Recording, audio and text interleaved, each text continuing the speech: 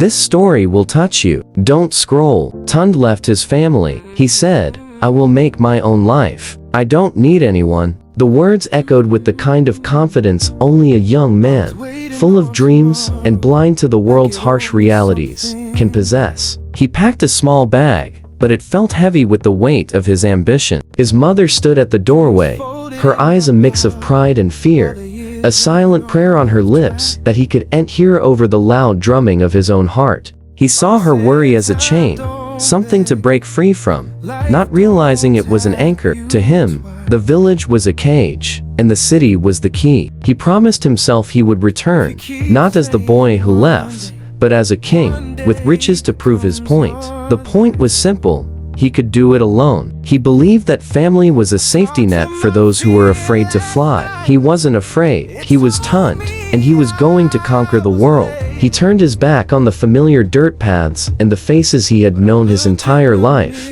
his gaze fixed on a distant skyline he had only seen in pictures. The journey was not just a physical one from his village to the sprawling metropolis. It was a journey away from everything he was, in pursuit of everything he wanted to be. He didn't understand then that what you are and what you want are often intertwined, two ends of the same rope. He just wanted to run, to prove them all wrong, to prove that his own strength was enough. In the city, life felt better. Freedom, pride, independence. The initial rush was intoxicating, a drug more potent than any palm wine from his village. The city's noise was a symphony of opportunity, every car horn a call to action, every skyscraper a monument to what a man could build. He found a small room, but to him, it was a palace. It was his. The rent was a testament to his earnings, the key in his pocket a symbol of his autonomy. He walked with his shoulders pushed back, his head held high. Nobody knew his name here, and that was the beauty of it. He was a blank slate, free to write a new story, a story of a self-made man. He spent his first paycheck on clothes he didn't need and food he couldn't really afford, all to play the part. Freedom tasted like instant noodles eaten on a balcony overlooking a million blinking lights. Pride felt like the crisp new bills in his wallet, even when he knew they had to last the month. Independence was the silence of his apartment, a silence he first mistook for peace. He was the master of his own destiny, the captain of his own ship. He was accountable to no one. He didn't have to answer his mother's questions or listen to his father's advice. He was free from the obligations and expectations that had felt so suffocating back home. He was building his own life, brick by painful, lonely brick, and he was proud of the small, shaky structure he had managed to create. But soon, the work was not there. The money finished. Loneliness hit him hard. The city that had once seemed like a field of dreams began to resemble a concrete jungle, cold and unforgiving. The temporary contract that had fueled his initial confidence was not renewed. He pounded the pavement, his new shoes wearing thin, his portfolio of dreams growing tattered at the edges. Doors that had seemed wide open were now firmly shut. The symphony of the city turned into a cacophony of rejection. The money, which had once felt like a river, had dried up into a puddle of loose change. Pride doesn't pay the rent. Independence doesn't fill an empty stomach. The silence in his apartment was no longer peaceful. It was deafening. It was a hollow ache that started in his chest and spread through his entire being. In the anonymity he once craved, he now found a profound isolation. He was a ghost haunting the busy streets, invisible to the millions of people rushing past him, each absorbed in their own hustle. He would scroll through pictures of his family, a lump forming in his throat.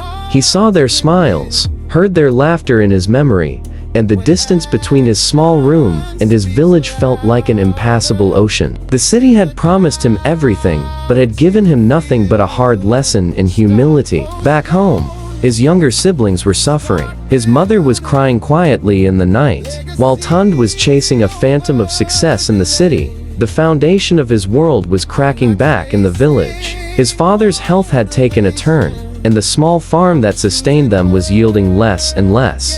His younger sister had to drop out of school because her fees could no longer be paid. His little brother, who used to run around with a perpetually cheerful grin, now wore a somber expression that didn't belong on a child's face. These were details Tunde didn't know, facts that were carefully omitted from the brief, cheerful phone calls he had with his mother. She didn't want to add to his burdens. She would tell him they were fine, that everyone was praying for him. But at night, when the village was asleep and the moon was the only witness, her strength would crumble. Tears would trace silent paths down her cheeks, tears of worry for her husband, for her younger children, and most of all, for her firstborn son, who was so far away, fighting a battle she couldn't help him with. The family, the very unit he had seen as a hindrance, was straining under the weight of his absence.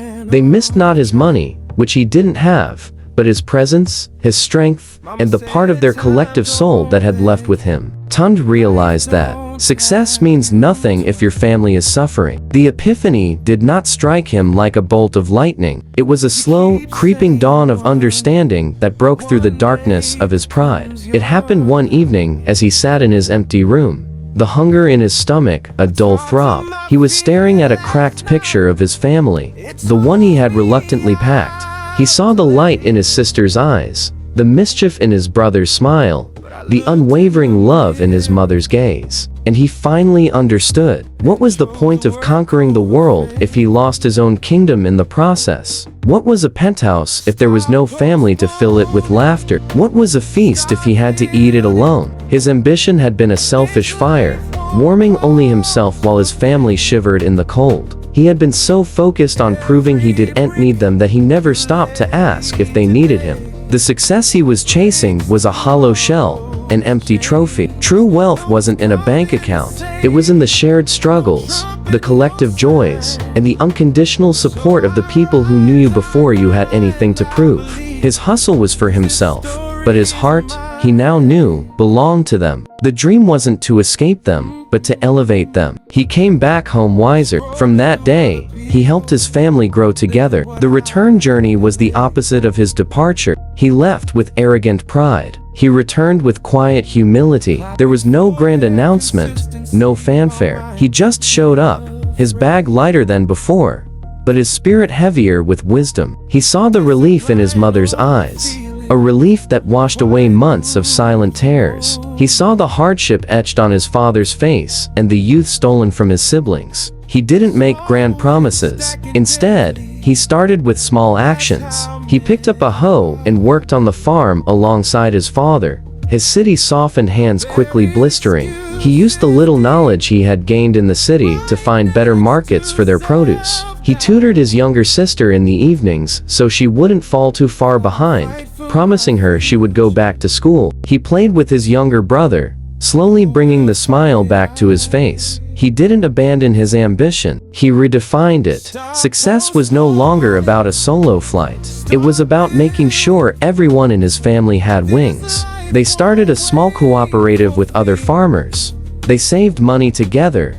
They planned together. His hustle was no longer for I, it was for we. The boy who left to build his own life had returned as a man to rebuild his family. Ease. Ambition is good, but family is everything. Comment if you feel it.